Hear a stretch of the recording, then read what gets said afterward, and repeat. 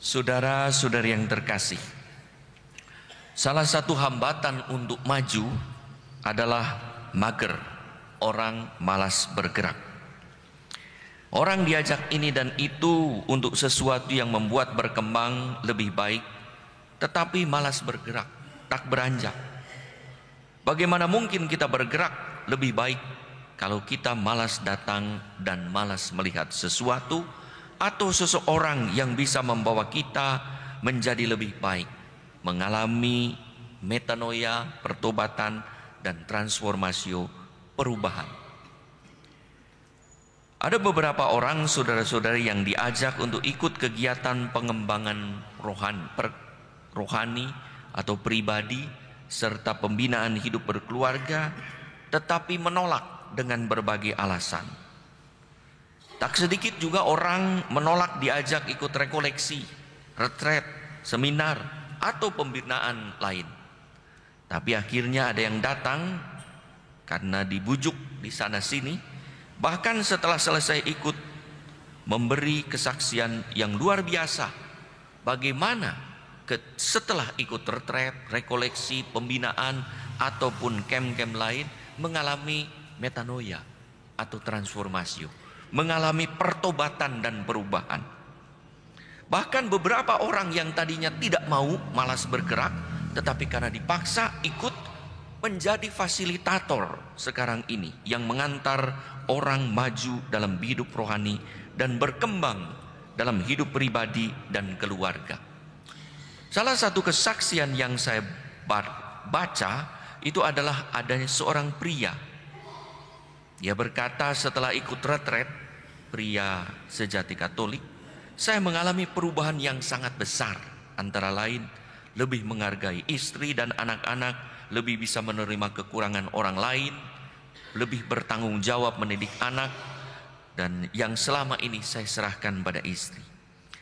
Selain itu, saya pun berani mengakui kesalahan, padahal sebelumnya tidak pernah.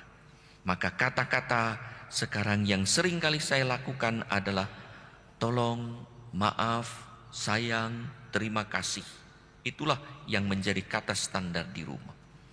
Yang terasa berubah adalah lebih rajin membaca kitab suci, memimpin doa di rumah bersama keluarga, semakin giat dalam acara lingkungan. Dan hebatnya, saya dengan istri setelah ikut retret-retret itu, anak-anak kami menjadi lebih dekat dengan kami dan terjalin pengertian yang terbuka. Waktu ditanya om dan tantenya, anak-anak menjawab. Mereka senang karena sekarang papa dan mama jadi lebih lembut dan mengerti mereka. Saudara-saudari yang terkasih, jika pria tersebut tetap malas bergerak, mager, tidak datang dan tidak melihat sendiri, mungkin pribadinya masih berantakan dan keluarganya belum dipulihkan. Injil hari ini menekankan pengalaman datang dan lihat sebagai dua dimensi perjumpaan dengan Yesus dan pertumbuhan iman pada Yesus, Sang Anak Domba. Datang sebagai gerakan lahir yang harus dilengkapi dengan lihat, suatu disposisi batin. Kata lihat bukan sekedar penglihatan fisik, tapi juga pengenalan secara pribadi, pemahaman secara spiritual, dan pengakuan iman yang mengantar pada perjumpaan dan kedekatan dengan Tuhan. Terdapat 5 kata dalam melihat dalam Injil hari ini. Betapa pentingnya kata melihat.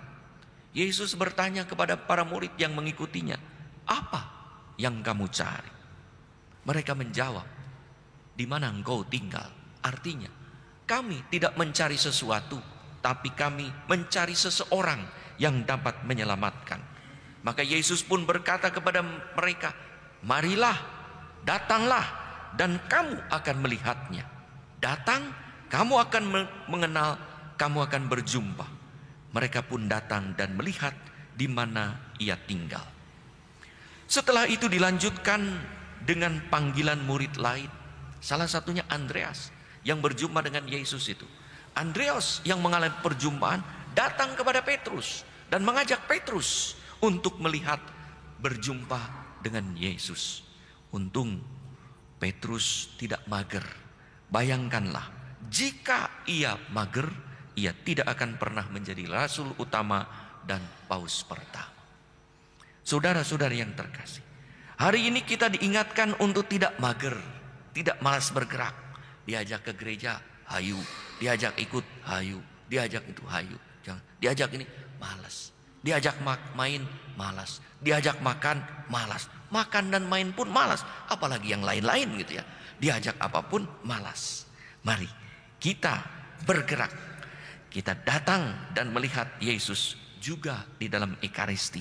Serta berbagai pembinaan rohani dan pribadi yang disediakan lewat komunitas gerejani. Siapa tahu dengan datang dan melihat sendiri, berjumpa sendiri dengan Yesus lewat berbagai kegiatan rohani dan sakramen, kita mengalami pertobatan, metanoia. Kita mengalami perubahan lebih baik, transformasi, hingga mengalami sukacita akhirnya. Bukankah sukacita kita terus diperbaharui lewat perjumpaan dengan Yesus? Bagaimana mungkin kita berjumpa dengan Yesus kalau kita mager, baik secara badani maupun secara rohani?